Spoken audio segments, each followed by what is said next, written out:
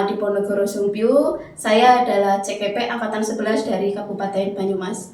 Di sini saya akan melakukan wawancara dengan Bapak Kepala SMA Diponegoro Sumpyu berkaitan dengan modul 3.1 pengambilan keputusan berbasis nilai-nilai kebaikan sebagai seorang pemimpin. Ya, Assalamualaikum Pak Khalid. Waalaikumsalam warahmatullahi wabarakatuh. Sebelumnya mohon maaf atas waktu yang diberikan Pak Khalid. Saya ucapkan terima kasih Pak Khalid sudah memberikan waktu dan kesempatan bagi saya untuk wawancara berkaitan dengan pengambilan keputusan berbasis nilai-nilai kebaikan sebagai seorang pemimpin. Di sini untuk modul 3.1 itu berkaitan dengan Bapak sebagai kepala sekolah mengambil keputusan di sekolah yang Bapak pimpin. Di sini ada kaitannya dengan dilema etika dan bujukan moral, Pak. Untuk dilema etika sendiri itu berkaitan dengan kasus benar lawan benar. Kalau untuk bujukan moral benar lawan salah. Itu di sekolah ini pasti banyak kasus-kasus yang mungkin Bapak sudah menemui sebagai kepala sekolah. Dan saya ingin mewawancara untuk kaitannya dengan pengambilan keputusan dari seorang Pak Khalid, pemimpin di SMA Diponegoro Sumpyu. Mohon maaf ya Pak, mengganggu waktunya. Ya. Sebelumnya mungkin saya sedikit bertanya nih Pak. Bapak sebagai kepala sekolah di SMA Diponegoro Sumpyu sudah hampir lebih dari 5 tahun nih Pak. Ya. Banyak sekali mungkin kasus-kasus yang Pak Khalid tangani, baik itu berlawanan dengan hati Bapak sebagai kepala sekolah ataupun juga tidak. Tapi Bapak sebagai seorang pemimpin mungkin ingin memberikan hal yang terbaik untuk sekolah ini gitu. Nah, dari semua kasus di SMA Diponegoro Sumpyu, mungkin saya mau menanyakan bagaimana Bapak sebagai kepala sekolah di SMA Diponegoro Sumpyu dapat mengidentifikasi kasus-kasus yang merupakan dilema etika atau bujukan moral. Kira-kira Bapak sebelum memutuskan ini kasus masuk ke dilema etika nopo ke bujukan moral, Bapak niku melakukan tindakan apa terlebih dahulu? Ya, oke, saya jawab ini ya. Yeah. Ya, saya akan melakukan untuk mengidentifikasi kasus-kasus yang terjadi dengan melakukan pengamatan lebih dahulu. Dengan cara kita harus menyelidiki, harus memastikan jangan sampai kita itu melihat dari sudut pandang, tapi dari berbagai pandang. Jadi tidak mau salah satu pihak itu yang akan terlibat itu menjadi korban, sebenarnya itu bukan dia yang pelakunya, kan seperti itu. Oke, betul Pak. Saya juga sebagai guru di sini sudah melihat Bapak sudah mengambil keputusan yang luar biasa bijak untuk sekolah ini, dan mungkin anak-anak yang atau kasus-kasus yang terlibat gitu untuk hal yang baik. Nah, kemudian nih Pak, selama ini Bapak sebagai kepala sekolah, bagaimana Bapak menjalankan pengambilan keputusan di sekolah Bapak, terutama untuk kasus-kasus di mana ada dua kepentingan yang sama-sama benar atau sama-sama mengandung nilai kebajikan. Mungkin Bapak sebagai kepala sekolah kan bimbang di antara kedua hal yang benar. Misalnya contohnya ya, di sini kan ada kasus sekolah kita kan ada anak yang inklusi berkebutuhan khusus. Anak itu mungkin jarang masuk sekolah karena memang kan dia memiliki kebutuhan khusus nih Pak. Nah, ini di sisi lain tidak baik mungkin dilihatnya dari guru-guru karena anak ini jarang masuk ke sekolah. Tapi memang anak ini mempunyai kelemahan untuk memang tidak bisa masuk sekolah. Dari contoh kasus itu mungkin Bapak bisa mengambil keputusan bijak untuk anak tersebut, juga untuk sekolahnya, untuk guru-guru agar kasus ini bisa berjalan dengan baik. Ya, saya akan jawab. Untuk yang pertama jelas kami selalu berdiskusi Nggih. bersama Dewan Guru. Nggih. Itu baiknya seperti apa, yang positifnya apa, negatifnya apa. Jadi memang ketika, karena apa, kita adalah sekolah yang memang menangani anak-anak yang kebutuhan khusus. Memang kita harus menerima apa adanya anak-anak tersebut. Jadi tidak boleh menolak begitu. Jadi juga untuk tantangan juga apa juga menjadi guru-guru itu semakin memahami beragam anak. Jadi jangan sampai anak-anak tersebut itu mengalami putus sekolah gara-gara punya kebutuhan khusus. Jadi memang kami tetap memutuskan itu dengan musyawarah dengan guru-guru yang lain. Terus langkah-langkah atau prosedur seperti apa yang Bapak lakukan selama ini untuk mengambil keputusan yang bijak lah untuk semuanya? Ya, pertama jelas saya akan mengecek dulu permasalahan untuk pihak-pihak mana yang berkait, terus diskusi dengan Dewan Guru jika menyangkut kepentingan sekolah atau kepentingan umum, kemudian membuat keputusan. Namun jika berkaitan dengan tugas saya pribadi, saya akan memutuskan sendiri dengan cara saya misalkan dengan istikharah lebih dahulu dalam menentukan masalah. Bagus sekali. Berarti Bapak sudah menerapkan 9 langkah untuk mengambil keputusan yang bijak nih Pak. Terus untuk pertanyaan selanjutnya nih Pak, hal-hal apa saja yang selama ini Bapak anggap efektif dalam pengambilan keputusan pada kasus-kasus dilema etika? Ya, kita tetap itu yang pertama adalah bermusyawarah, mengambil pendapat-pendapat dari warga sekolah, Dewan Guru, tenaga pendidik juga, itu juga kami libatkan untuk kebaikan kita bersama. Terus pertanyaan selanjutnya, hal-hal apa saja yang selama ini merupakan tantangan dalam pengambilan keputusan pada kasus-kasus dilema etika? Berarti pasti Bapak waktu mengambil suatu keputusan ada tantangannya, ada hal-hal yang harus dipikirkan untuk keputusan ini baik untuk semuanya. Kira-kira tantangan apa saja yang Bapak rasakan dalam mengambil suatu keputusan? Ya, tantangannya memang antara hati dengan aturan itu biasanya itu bertolak belakang, Pak. Jadi memang kita kadang-kadang di aturan seperti ini tapi hatinya tidak tega, karena gitu kan kita ada sifat, ada yang namanya orang memang belas kasihan. Nah, itu memang dilema saya dalam memutuskan misalnya itu memang antara harusnya ini dibuat seperti ini tapi memang dilema. Tapi dengan jalan saya dengan yaitu diskusi dan istikharah, mungkin itu jalan-jalan yang terbaik menurut saya itu. Iya, pasti mengambil keputusan ada yang ini baik atau enggak gitu ya Pak ya. Apalagi kan kita itu sekolahnya itu sistemnya keluargaan. Takutnya apa yang diambil keputusan oleh Bapak menyakiti. Iya, makanya mau ngomong pun harus hati-hati gitu kan. Jangan sampai tersinggung, jangan sampai menyakiti. Makanya saya nggak langsung kalau ada terjadi masalah tidak langsung ngomong ke Dewan Gurunya gitu kan, ke gurunya atau ke siswanya. Kami juga harus dengan hati-hati, dengan bahasa-bahasa yang halus. Kira-kira siapa aja Pak yang terlibat biar meyakinkan Bapak ini adalah keputusan yang baik saya ambil untuk kasus ini gitu? Ada gak yang terlibat selain misalnya Bapak, selain Bapak sendiri atau Dewan Guru atau siapa lagi yang kira-kira terlibat untuk meyakinkan apa yang saya ambil memang keputusannya baik untuk masalah ini? Ya, jelas untuk perangkat-perangkat ada di sini nanti kami juga selain diskusi dengan khusus dengan umum, tapi juga nanti juga kami dengan diskusi dengan Dewan ada kesiswaan, ada kurikulum. Itu memang terus juga saya biasanya kalau yang berat memang harus konsultasi kepada yayasan karena kita swasta bernaungan dengan yayasan.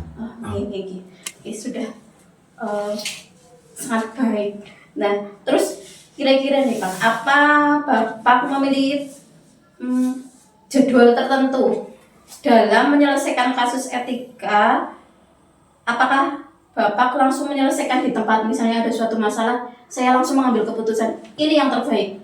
Atau ada jadwal tertentu untuk tidak ini harus dibicarakan dulu, nanti keputusannya di lain waktu, nopo langsung eh, keputusannya hari itu juga. Terus prosedurnya dan bentuknya itu seperti apa, Pak? Kita tergantung permasalahan.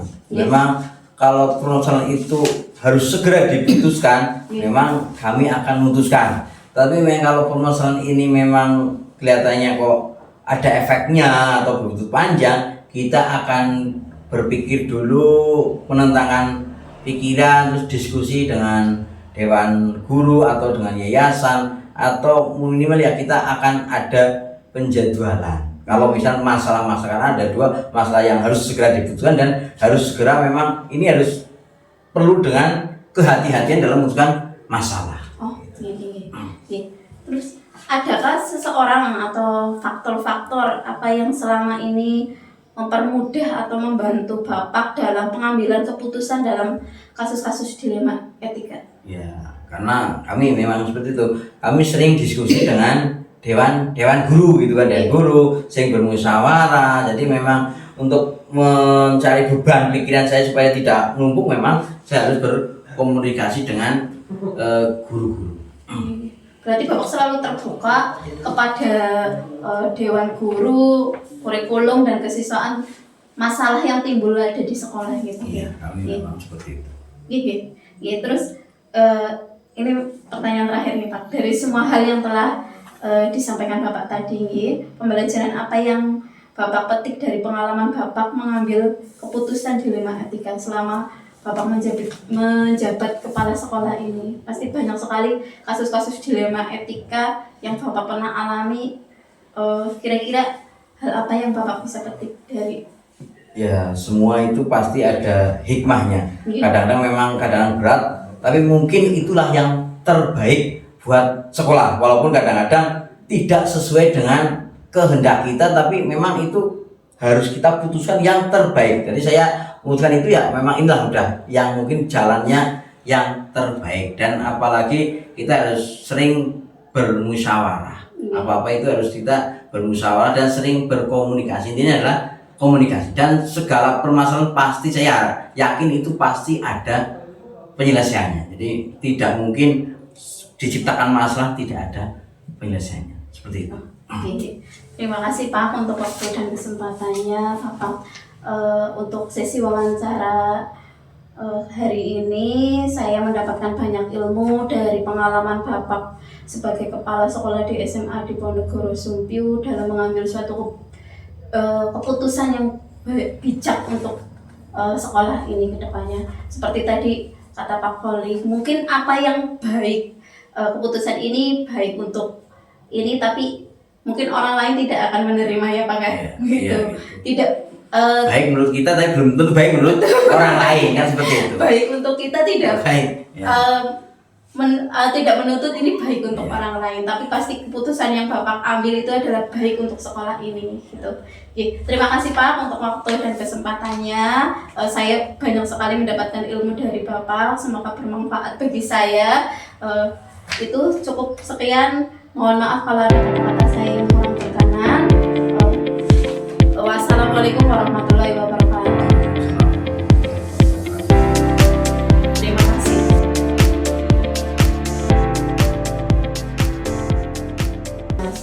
Untuk kali ini saya akan mewawancarai kepala sekolah dari SMP Nurul Iman Sumpyu, Bapak Ahmad Ihsanul Umam. Apa kabar Pak? Alhamdulillah sehat Bu. Ibu sehat? Alhamdulillah. Sebelumnya mohon maaf nih Pak, saya mengganggu waktunya Bapak. Di sini untuk hari ini saya ada tugas dari CGP untuk mewawancarai kepala sekolah berkaitan dengan modul 3.1, yaitu pengambilan keputusan berbasis nilai-nilai kebaikan sebagai seorang pemimpin.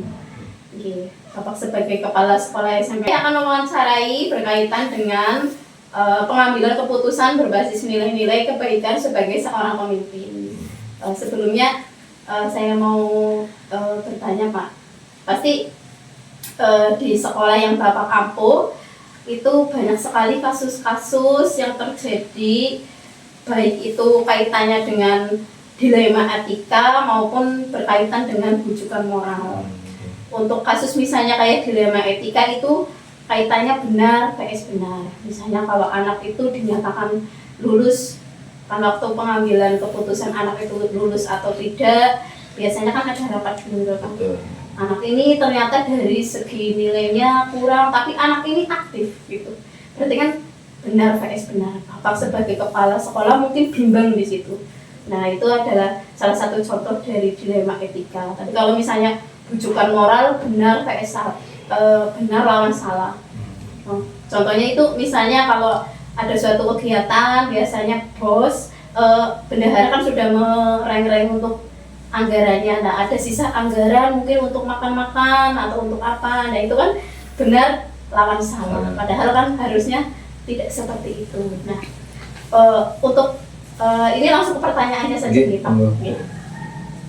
Untuk pertanyaan pertama, ini selama ini bagaimana Pak jenengan dapat mengidentifikasi kasus-kasus yang merupakan dilema etika atau bujukan moral? Baik.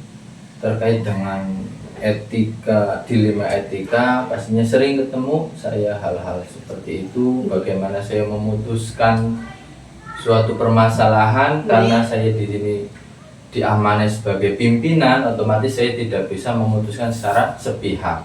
Yang jelas saya harus mempertimbangkan dan juga mengidentifikasi kasus-kasus yang terjadi dengan pastinya melakukan pengamatan terlebih dahulu terhadap kasus yang terjadi. Kemudian mendengar berita-berita dari pihak-pihak terkait, mana yang benar, mana yang salah, juga tidak bisa langsung saya putuskan. Pastinya saya cross check dan tindak lanjut. Nah, kemudian bisa nanti setelah saya ambil berita dari pihak-pihak terkait, kemudian saya bisa musyawarahkan seperti itu. Oh, ini itu berarti mengidentifikasi dulu masalahnya, itu masuk ke dilema etika atau rujukan moral. Pastinya. Terus menanyakan ke orang-orang yang terkait seperti itu nih Pak. Nah, selanjutnya nih Pak, selama ini bagaimana Bapak menjalankan pengambilan keputusan di sekolah, terutama untuk kasus-kasus di mana ada dua kepentingan yang sama-sama benar atau sama-sama mengandung nilai kebajikan? Pastinya karena terkait dengan sekolahan, pastinya saya untuk memutuskan suatu perkara harus diputuskan melalui bersama Dewan Guru atau warga sekolah, karena menyangkut tentang sekolah. Seperti itu. Berarti berdiskusi dengan warga Betul sekolah. sekali. Terus selanjutnya nih Pak, langkah-langkah atau prosedur seperti apa yang biasa jenengan lakukan selama ini untuk memutuskan kasus tersebut? Untuk memutuskan kasus biasanya saya lakukan yang pertama itu mengecek dulu permasalahan apa yang terjadi. Kemudian saya cari tahu dari pihak-pihak yang terkait.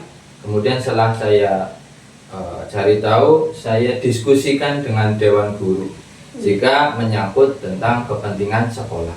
Tapi kalau untuk menyangkut tentang tugas saya pribadi, ya maka saya akan selesaikan secara sendiri, tidak membawa nama guru yang lain seperti itu. Kalau urusannya pribadi seperti itu, Bu.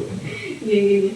Berarti Bapak kalau sudah ada suatu kasus menyelesaikannya dengan 9 langkah untuk memutuskan hal yang baik ya Pak. Tidak serta-merta langsung memutuskan ini baik, ini benar untuk melakukannya. Terus untuk selanjutnya itu hal-hal apa saja yang selama ini Bapak anggap efektif dalam pengambilan keputusan pada kasus-kasus dilema etika? Yang paling efektif yang sudah pernah dilakukan oleh Bapak? Selama ini terkait dengan dilema etika, yang paling efektif menurut saya gitu, itu ya ngobrol dari hati ke hati antara Dewan Guru atau pihak terkait, maksudnya dalam memudahkan saya untuk mengambil suatu keputusan. Itu menurut saya yang paling efektif selama ini. Seperti itu. Biasanya kalau ada suatu permasalahan kasus siapa saja yang misalnya Bapak libatkan untuk penyelesaian kasus tersebut? Untuk melibatkan suatu kasus, kemudian untuk memutuskan suatu permasalahan ketika terlibat ada kasus, maka pihak-pihak mana dulu yang harus pihak terkait yang harus saya obrolkan dulu, Bu, terkait dengan kasus tersebut. Makanya karena apa, saya tidak bisa memutuskan langsung karena ini urusannya dengan umum, maka saya harus diskusikan dengan pihak-pihak yang bersangkutan. Seperti itu. Iya. Berarti kalau misalnya kalau di sekolah ya pihak terkait, kalau ada kasus dengan siswa berarti diskusinya dengan kesiswaan Betul gitu, sekali, dan kurikulum untuk memutuskan ini harusnya bagaimana yang terbaik untuk semuanya gitu lah. Betul. Terus hal-hal apa saja yang selama ini merupakan tantangan, karena kan pasti banyak kasus, pasti untuk memecahkan suatu kasus tersebut pastilah ada tantangan tersendiri dari Bapak untuk pengambilan keputusan pada kasus-kasus dilema etika.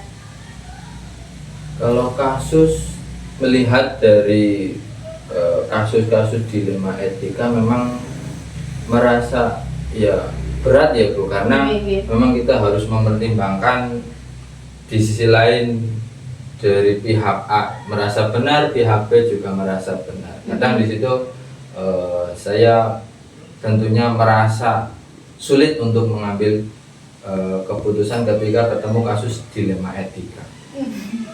Seperti itu. Oh, tidak mesti apa yang Bapak putuskan itu baik untuk semua orang ya, Pak. Betul. Ya.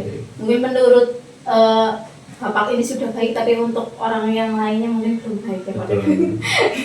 Nah, selanjutnya nih, Pak, yang ingin saya tanyakan itu adalah apakah Bapak itu memiliki jadwal tertentu dalam menyelesaikan kasus dilema etika? Apakah Bapak itu langsung menyelesaikan di tempat kalau ada suatu permasalahan yang terjadi? Itu tergantung, Bu, seberapa mendesaknya kasus tersebut atau seberapa besarnya pengaruh tersebut terhadap sekolah saya. Jika permasalahan tersebut atau kasus tersebut mengharuskan harus diselesaikan saat itu juga, maka saya membuat alokasi waktu yang khusus, alokasi waktu khusus untuk langsung menyelesaikan kasus tersebut. Oh, berarti tergantung kasusnya nih, Pak. Terus adakah seseorang atau faktor-faktor apa yang selama ini mempermudah atau membantu Bapak dalam pengambilan keputusan dalam kasus-kasus dilema etika? Kasus dilema etika di sekolahan pastinya karena yang lebih dekat dengan siswa itu adalah dewan guru, pastinya terutama saya melibatkan dewan guru. Seperti itu jika memutuskan untuk persoalan-persoalan yang ada di sekolahan. Seperti itu. Ya, ini ke pertanyaan terakhir ini, Pak. Cepat sekali nih. Iya. Dari semua hal yang telah disampaikan nih, Pak, tadi dari awal sampai akhir, pembelajaran apa yang Bapak petik dari pengalaman Bapak mengambil keputusan dilema etika? Berarti dari pertama kali dari jadi kepala sekolah sampai sekarang kan sudah banyak menemui kasus-kasus dilema etika ini, Pak. Nah, dari pengalaman itu kira-kira apa yang bisa dipetik dalam memutuskan suatu kasus tersebut? Sebenarnya semua orang itu punya masalah, dan setiap masalah pasti ada solusi. Karena ya tugas kita adalah memecahkan masalah tersebut atau persoalan tersebut, sehingga semua persoalan pasti bisa dicari jalan keluarnya jika semua elemen atau semua warga sekolah berdiskusi bersama, pastinya mengacu pada aturan-aturan yang mempertimbangkan baik buruknya. Jika seandainya buruk semua pertimbang dampaknya, maka kita ambil keputusan yang dampak buruknya lebih sedikit. Seperti itu. Itu keputusan yang saya ambil. Jadi melihat seberapa kecilnya dampak buruk kasus tersebut. Kalau sekolah Bapak kan bisa dibilang boarding school maupun gitu. Iya, bisa Karena jadi kan seperti itu tuh. ada sekolah tapi ada asramanya. Betul. Gitu. Anak itu tidak bergaul dengan masyarakat luar itu lebih jarang dibandingkan kayak sekolah-sekolah pada umumnya ya Pak. Sangat berimbas sekali Bu Iya. perilaku mereka ketika anak kebetulan di pondok dan tidak memegang gadget, Iya, pastinya iya. sangat berbeda sekali dengan anak-anak sekarang yang notabene-nya memegang elektronik sehingga dan juga ditambah lagi pengawasan orang tua yang kurang, pastinya berbeda sekali. Ya. Mungkin itu dari saya, maaf untuk sesi wawancara hari ini.